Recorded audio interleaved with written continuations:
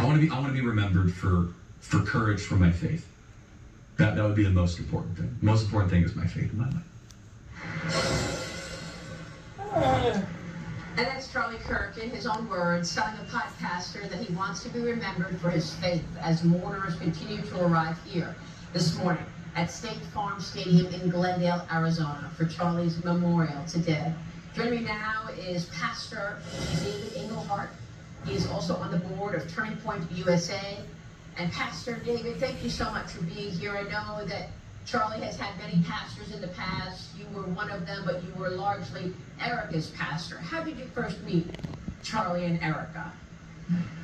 I met Erica through New York City life, and in 2019, 2020, we became friends. We were working on some conservative news ideas, and then in 2020, New York City had such a terrible upheaval of events.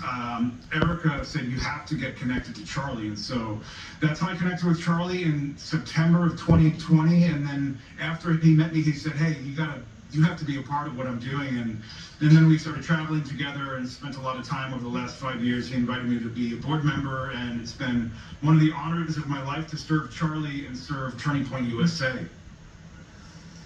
And you went on a lot of those trips with him and saw him in action with college students, which I'm going to ask you about in a moment. But first, give us your reaction to what he just said there, that he wanted to be remembered for his courage of faith.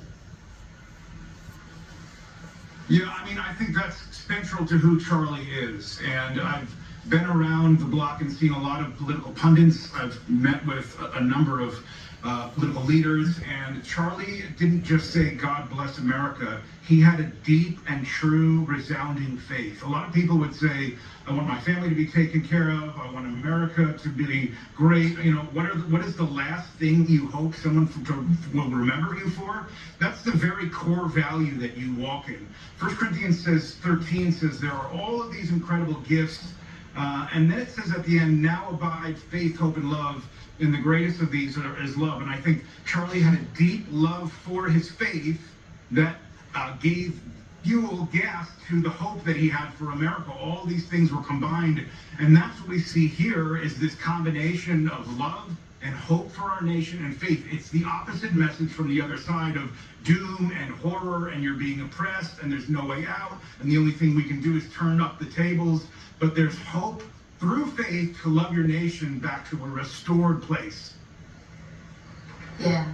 You are right now inside of the stadium where the memorial will take place. I'm sitting right out